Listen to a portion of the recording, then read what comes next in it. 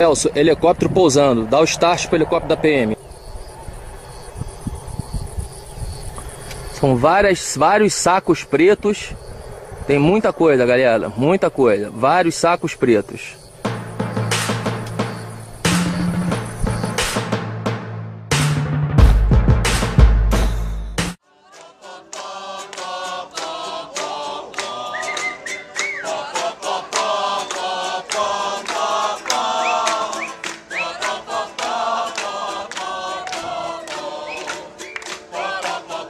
A Polícia Federal e a Polícia Militar do Espírito Santo divulgaram que no dia 24, divulgaram no dia 25, uma segunda-feira, que na véspera tinham feito uma apreensão de 445 quilos de pasta base de cocaína que tinham sido transportados por um helicóptero. Aí a grande surpresa da ocasião foi que se soube que esse helicóptero pertencia ou pertence à família Perrella. Os políticos envolvidos são políticos importantes em Minas Gerais, são políticos conhecidos pelas ligações que têm com uma pessoa que se apresenta hoje como candidato a presidente da República. Define uma palavra, cruzeiro. Uma palavra só. Paixão. Dinastia. Perrella? Aécio Neves. Amigo. O helicóptero do deputado Gustavo Perrella, filho de Zezé Perrella, saiu do Paraguai, fez um pouso em hotel fazenda de luxo em Jarinu, interior de São Paulo, onde deixou uma parte da droga, e no dia seguinte pousou em uma fazenda em Afonso Cláudio, Espírito Santo, onde houve o flagrante.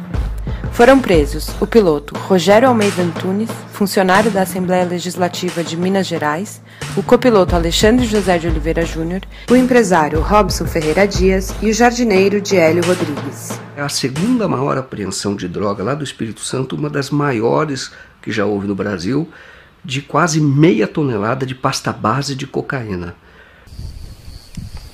Ihu! Estilo tu é doido, maluco.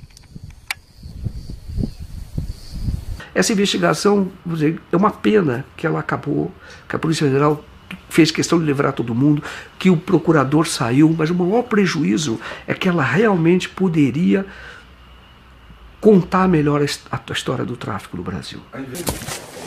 Será que tem muita droga aí, meu irmão? Tem. Vamos lá, a gente vai lá, você precisa fazer um copy. Há uma tendência muito grande do processo ser anulado. E ele sendo anulado, o helicóptero perde a razão de ser. É como se não tivesse havido esse tráfico. Nos dias seguintes ao da apreensão, ao da divulgação pela Polícia Federal, os fatos foram todos jornalisticamente, os fatos divulgados, jornalisticamente muito relevantes, surpreendentes. Então você descobre que o piloto ele era funcionário da Assembleia Legislativa de Minas Gerais. O próprio deputado autorizou o transporte, dizendo que não sabia do que se tratava, mas autorizou que se fizesse esse transporte. Aí começa a ter algumas informações não confirmadas de que a cocaína teria vindo do Paraguai e iria para a Europa. Então torna essa apreensão ainda mais, vamos dizer assim, relevante do ponto de vista criminal, porque é tráfico internacional. Mas a imprensa em geral, ou a imprensa, a chamada grande imprensa, não deu bola para isso. Não deu bola.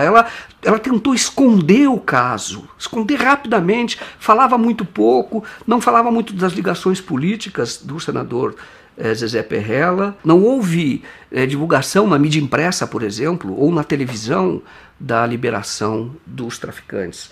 Uma liberação feita no dia em que eles prestariam o depoimento ao juiz. O juiz não quis ouvir o depoimento. Poderia ter ouvido o depoimento e liberado depois, mas não. Antes que a audiência começasse, ele veio com a decisão de que não iria ouvi-los. O procurador, então, ele simplesmente abandona o caso, insiste para abandonar o caso e diz o seguinte: olha, eu não posso porque agora eu sei de fatos, ouvi coisas que me fazem testemunhas de defesa dos traficantes. Então é uma coisa absurda, entendeu? A pessoa sai da condição de acusador para ser testemunha de defesa dos traficantes. Você imagina, por exemplo, um outro caso famoso, o caso do Mensalão.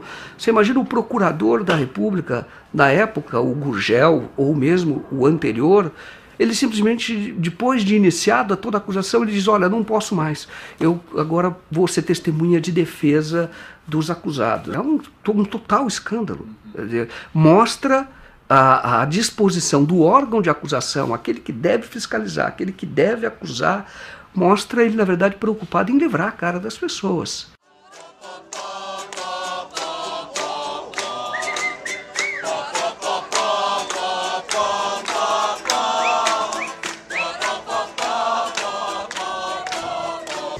Várias investigações em curso, com provas, inclusive, sobre a relação dessa família Perrella, tanto o Gustavo como o Zezé, com várias ações ilícitas. E isso já é, sim, material suficiente para abrir uma investigação, uma CPI, aqui nessa casa, para poder investigar isso. A questão da carne adulterada com água congelada, ela não é mais falada em canto nenhum. A questão dos 2,5 milhões numa verba estadual dedicada à família, à empresa deles, não é mais falado. Nós temos o medo que essa questão de 450 quilos de cocaína dentro de um helicóptero de um deputado estadual, numa fazenda, num senador, isso cai no esquecimento muito rápido. Uma pessoa que você precisa jogar luzes, entendeu? Porque eu diria, o que se diz no Estado, que ele é financiador das campanhas, grande financiador das campanhas, ele tem casos, processos hoje respondendo no Ministério Público por improbidade administrativa, porque as empresas que ele tem prestam serviços para o governo do Estado a preços superfaturados. Suspeita de irregularidades no enriquecimento do suplente de senador em Minas e presidente do Cruzeiro, Zezé Perrella. O Ministério Público quer saber como ele conseguiu comprar uma fazenda avaliada em 60 milhões de reais. Na propriedade, o Cartola planta e estoca grãos, tem uma floresta de eucalipto, uma fábrica de ração, cria gado e suínos. A sede, ampla e luxuosa, tem piscina e pista de pouso para aviões com até 15 passageiros. Hoje a remuneração bruta de um deputado estadual é de R$23 mil. Perrella ocupou uma cadeira na Assembleia Legislativa de 2006 a 2010. Também foi deputado federal de 99 a 2003. O Ministério Público quer saber de onde veio o dinheiro para o patrimônio se multiplicar tão rápido. O senador Aécio Neves impôs ao ex-presidente Itamar Franco, quando candidato ao Senado, que tivesse como suplente o Zezé Perrella.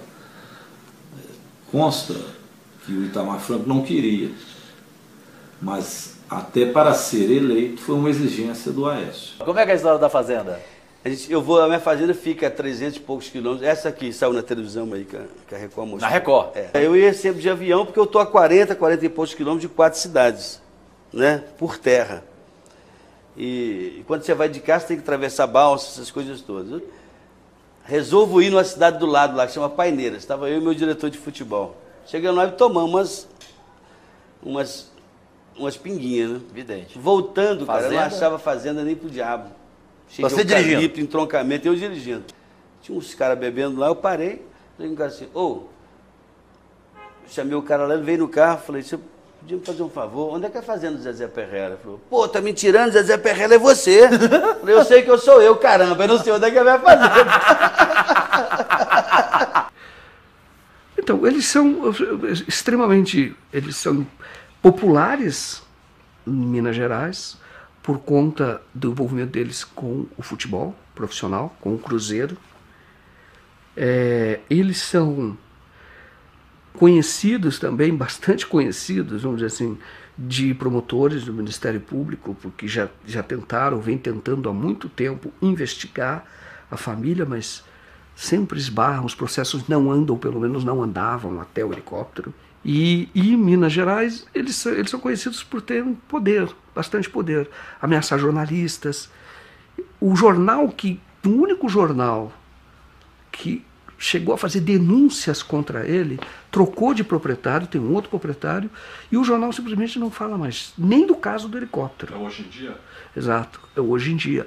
O seu nome, por exemplo, foi ligado à queda de um helicóptero agora, recentemente, em Minas Gerais, com 400 quilos de cocaína. É uma piada, Está preparado, né, senador? Isso é uma piada. Da família, o senhor acredita que acompanhar a família? Não, ele tem que explicar, até hoje não ouvi nada que, acho que ninguém menos que o vinculasse a essa questão. Temos que dar ele direito de defesa, mas é preciso que isso seja rapidamente esclarecido. O senhor já é...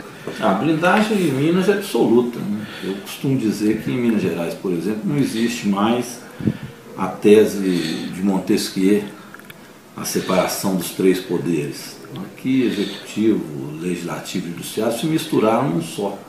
A gente costuma dizer que se foi trocado pelo lema dos mosqueteiros, né? Um por todos e todos por um. Se é verdade que não há envolvimento dos proprietários, mas por que esse helicóptero foi usado? Então, o helicóptero, ele acabou sendo, ele é um grande ponto de interrogação. 3 ou 4 dias depois da apreensão, você tem o delegado da Polícia Federal que convoca, que chama a imprensa para dar uma entrevista cujo objetivo era mostrar ou dizer que para a Polícia Federal, o Zezé Perrella, dono, senador dono do helicóptero, o deputado dono do helicóptero, não tinha nenhuma relação com esse caso. Ele veio num papel que não é dele. O papel dele é apurar. É por isso que existe o aparelho policial. O chamado, quando as pessoas que entendem de direito dizem, o chamado contraditório, quando você vai provar que não é bem assim, você vai dar uma versão contraditória, esse é o papel do judiciário, é quando chega ao juiz. Mas até ali, você tem um aparelho policial, o aparelho do Ministério Público, é justamente de acusação. É justamente de buscar, quando vê indícios, buscar elementos para poder acusar. Isso é para proteger a sociedade. Só que não é justo que essas pessoas, nesta fase de indiciamento ou de suspeita, elas sejam presas. Mas, enfim, elas são efetivamente suspeitas. Agora, depois você tem o judiciário, que seria imparcial, que julga ouvindo advogado de defesa e Ministério Público. Neste caso, você parece que só tem defesa. Você não tem acusação. E aí quando se diz que a própria imprensa que tem esse papel, nós ouvimos já que ela é o cão de guarda da sociedade, que ela tem esse papel de fiscalização, ela também não fez, ela também se omitiu. Você tem, por exemplo, uma pessoa do Rio de Janeiro, que é o Robson Ferreira Dias. A polícia disse que ele era um comerciante, assim, menosprezou, como se fosse uma pessoa um laranjão. E não é. Esse era empresário de futebol, também empresário de futebol profissional. E tem muitos bens na cidade dele, em Araruama. Ele fez viagens para negociar a compra da cocaína na Colômbia. Ele fazia os contatos na Europa. O Alexandre tem uma escola de pilotos em Campo de Marte. E aí quando você conhecia o Alexandre, então você vê que o Alexandre era um empresário em ascensão, crescendo muito rápido. Em 3 anos ele não tinha nenhum helicóptero, passou a ter 5, muitos alunos, ele muito ambicioso, muito articulado, muito preparado, muito inteligente, sem nenhuma passagem pela polícia. Ele era maçom, participava de associações de pilotos, ele era um cara respeitado, entendeu? Como empresário, em ascensão. 26 anos e um empresário. Deu entrevista em rede nacional. Alexandre, você é traficante? Não sou traficante. Com toda sombra de dúvida, não sou traficante. Mas você foi buscar cocaína e levou para o Espírito Santo? Negativo, Sr. Joaquim.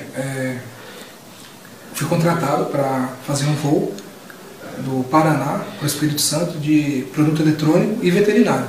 Em momento algum nós tínhamos conhecimento que estávamos transportando cocaína. Nem eu e nem outro piloto, o Rogério. O senhor acha que foi usado? Com certeza foi usado. Com que objetivo? Olha, eu não sei te dizer, mas eu acredito que qualquer piloto que soubesse que estivesse transportando cocaína não pousaria em nenhum aeroporto controlado. Você entendeu? A gente pousou em Avaré, pousamos em Divinópolis. Você entendeu? Com conhecimento da carga, se tivéssemos o conhecimento, a gente não pousaria em nenhum aeroporto. Agora, Alexandre, de qualquer forma, pelas fotos que a gente vê, eram tabletes ali de cocaína. Pelo menos vê lá no porta-malas do carro, vê no banco de trás. Isso eles abriram as malas para jogar no carro. Mas quando saiu da aeronave, tanto no vídeo da Polícia Federal, estava tudo em sacos pretos, né? Estava em malas pretas e caixas, né? Então eu acredito que eles rasgaram para jogar no carro, né? Para caber, até porque o volume era... E quando você viu? Aí a gente se desesperou, tanto eu como o Rogério, né? Os dois correram para abastecer. Só que aí então a aeronave já tinha sido desligada, né?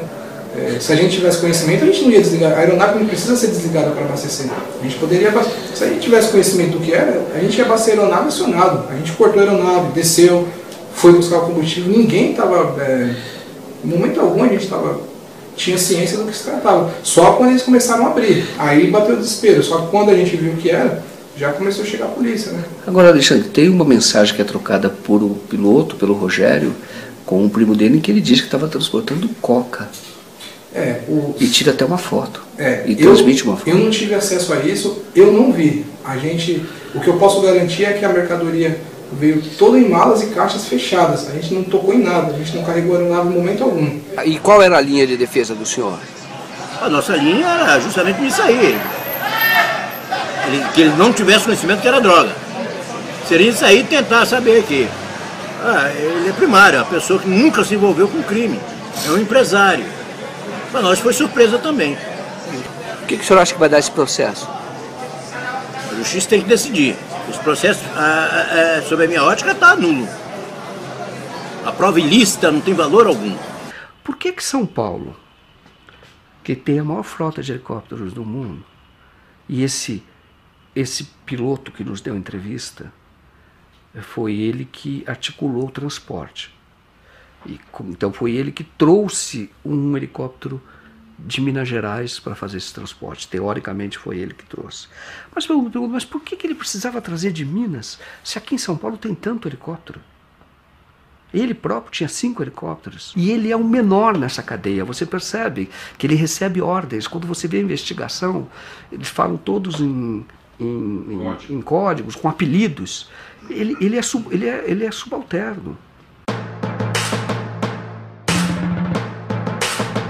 A descoberta foi da polícia, esteve lá, só que ela não valorizou isso dentro do processo.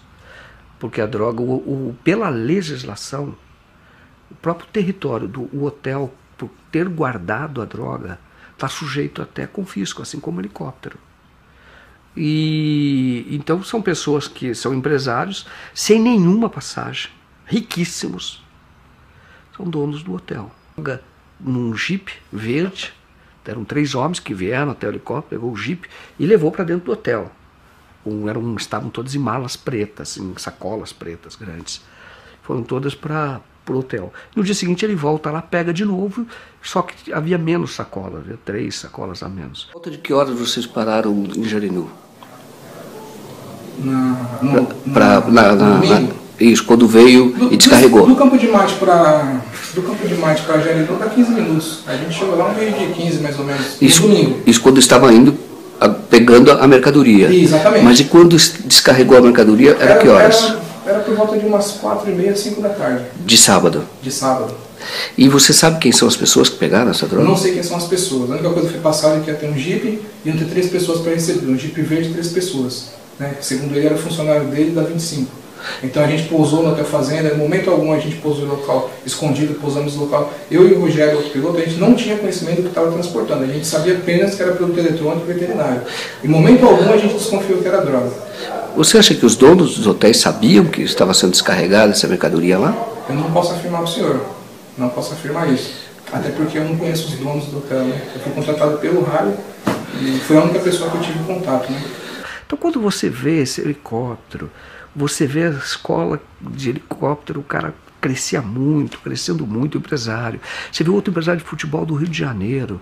Aí você vê esse hotel, é grandioso esse hotel. Tem shows do Bruno e Marrone, aquelas coisas bem grandes, sabe? Vai muita gente lá. Entendeu? Aí quando você vê isso, você fala, cara, você tá... Olha que oportunidade que a gente tem de contar bem a verdadeira história do tráfico. Entendeu? Esse hotel é algo que a gente deve aprofundar, nós como jornalistas devemos aprofundar.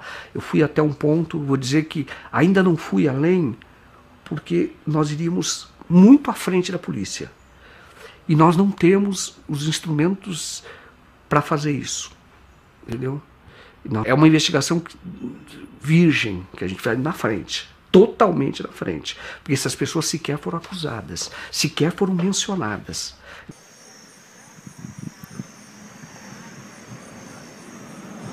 Afonso Cláudio, ela vive assim, Afonso é uma cidade pequena, uma cidade de 30 mil habitantes, de atividade agrícola assim intensa, cidade de morros, e de repente um helicóptero aparece lá, de um senador de um outro estado, que para eles, Espírito Santo é um estado muito pequenininho, eles veem Minas Gerais como uma potência, entendeu? Uma grande potência.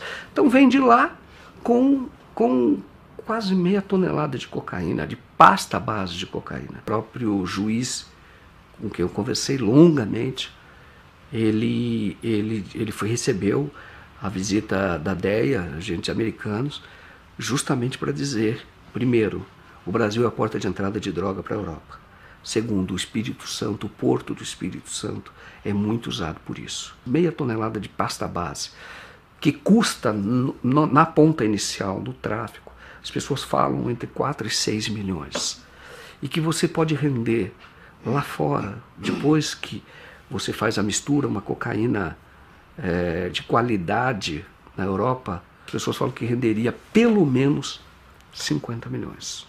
A investigação mostra isso, que eles tinham contato com uma pessoa chamada Jimmy, que era de Amsterdã, e eles estavam negociando o envio para lá de convites, eles chamam convites.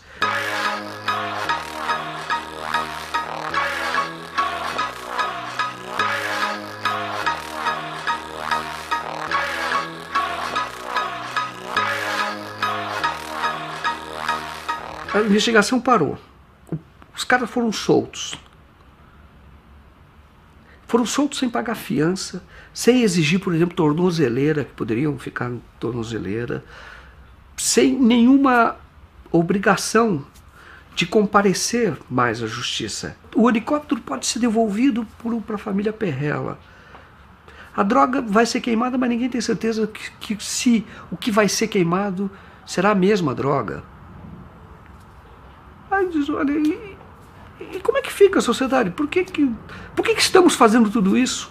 Agora, impressionante é que se hoje você for em qualquer presídio, feminino sobretudo, a maior parte das pessoas que estão nesses presídios, presos como ratos, assim, de superlotação, a maior parte é por tráfico de drogas. A maior parte. Mas olha que contradição. São as pessoas pegas com meio quilo, às vezes até para consumo próprio, essa é a discussão. Essas estão presas, mas presas por 10 anos, por 12 anos. Entendeu? Arrebentou totalmente. É isso que o Brasil está aprendendo. Então, como é que o senhor, como político, recebeu aquela apreensão de drogas no Espírito Santo? Como é que Minas tem tratado isso?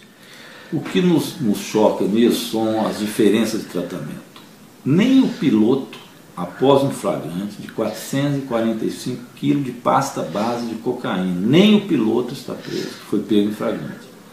Mas nós temos um jornalista que, por editar matérias que não são do interesse do senador Aécio Neves, está preso há mais de 4 meses, doente, teve infarto, está na enfermaria do hospital, não foi condenado a absolutamente nada, está preso. Nós temos ainda em Minas Gerais, já condenado por 102 anos de cadeia, assassinos e o mandante do assassinato da chacina de Unai, que assassinaram na época 7 sem-terras. Eles já foram condenados a mais de 100 anos de cadeia e estão soltos por habeas corpus, que lhes dá o direito de responder. Aliás, já foram condenados, estão em liberdade para fazer o recurso deles em liberdade, e já condenados. Esses conseguiram habeas corpus. E o jornalista não consegue um habeas corpus. Então nós temos aqui preso político, nitidamente preso político. Aqui está tudo dominado. Tudo é feito em torno do senador Aécio Neves. Virou espécie de imperador. Zezé, A maior torcida de Minas é a do Atlético. Não tem nem comparação, né, Calil? A do Cruzeiro é muito maior. E a camisa mais linda do Brasil também é do Atlético. É isso, rapaz. Azul é azul. Desculpe, mas quer ver eu acabar fácil com essa discussão? Para vocês, quem vai ser o melhor governador da Minas? Anastasia, porque a Anastasia está com a Aécio desde o primeiro dia. E ajudou Minas a crescer, né? Esse caso do Helicoca foi, na verdade, um grande aviso. Olha, o crime compensa. O grande crime compensa no Brasil.